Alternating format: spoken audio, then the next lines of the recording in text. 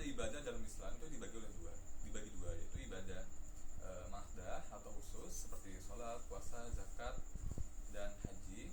Aturannya dan caranya itu harus sesuai syariat. Selanjutnya ada ibadah gairu mahdah atau umum, seperti bekerja, menuntut ilmu selama diniatkan karena Allah. Pertanyaan kedua, ada hukum meninggalkan sholat menurut para ulama 4 mazhab. Yang pertama ada mazhab Hanafi. Orang yang meninggalkan sholat karena malas bukan mengingkari, tidak kafir, tapi berdosa besar, dapat dihukum takzir atau hukuman administratif. Yang kedua ada mazhab Maliki. Itu tidak kafir tapi sangat berdosa. Biar tetap tidak sholat, boleh dihukum hingga mati jika tidak tobat. Selanjutnya ada mazhab Syafi'i. Itu tidak dikafirkan kecuali menolak kewajiban sholat. Orang yang meninggalkan sholat bisa dibunuh secara hukum atau qadha sebagai hukuman. Lalu ada mazhab Hanbali, yaitu meninggalkan sholat sama dengan kafir, baik karena malas atau menolak, dihukumi murtad dan layak dijatuhi hukuman mati.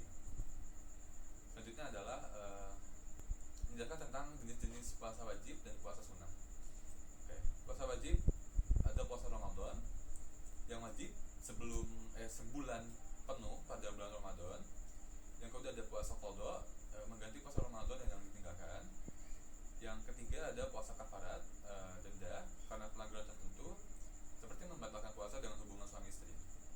Lalu ada puasa nazar, puasa karena janji kepada Allah.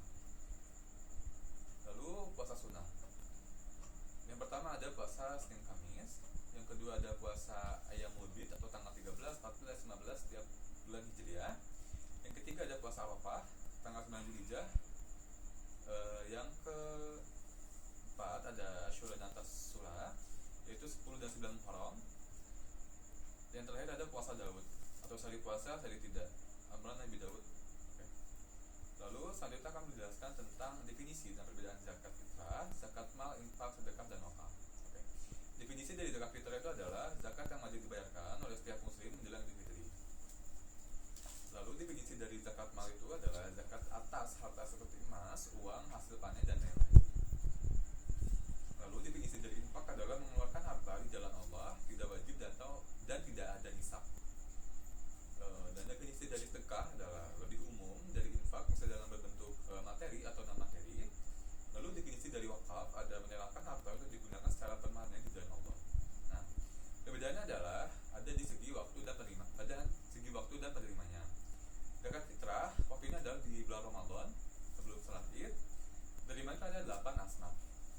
Zakat mal waktunya itu bila harta telah mencapai nisab dan haul.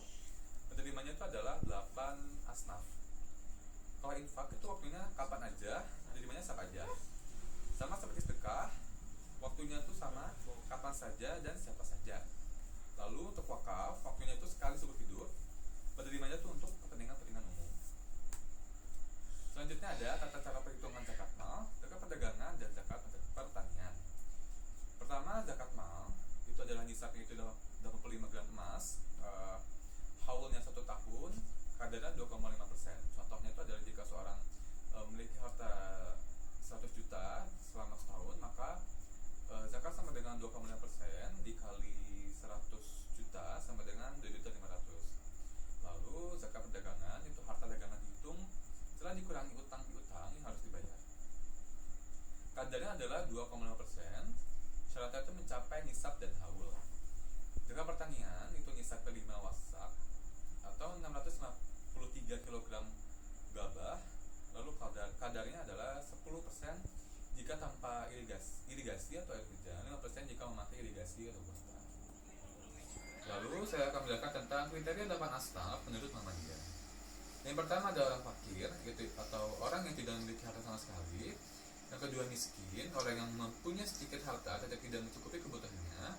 Yang ketiga amil, pengelola zakat harus resmi dan amanah. Yang keempat muamalah, atau orang yang baru masuk Islam atau diharapkan masuk Islam. Yang kelima dari qalb, memerdekakan hamba sahaya. Kontekstual saat ini itu untuk diterjemahkan sebagai pembebasan dari perbudakan modern seperti utang atau penyanderaan. Yang keenam ada garimin, orang yang berutang karena kebutuhan mendesak, bukan maksiat. Yang tujuh ada fi sabilillah, pejuang di jalan Allah, yang mencakup pendidikan, dakwah, dan sosial. Yang terakhir adalah ibnu sabil, musafir yang kehabisan bekal dalam perjalanan. Oke, mungkin itu saja penjelasan tentang ketiga dari diri saya. Mohon maaf dari kesalahan. Wassalamualaikum warahmatullahi wabarakatuh.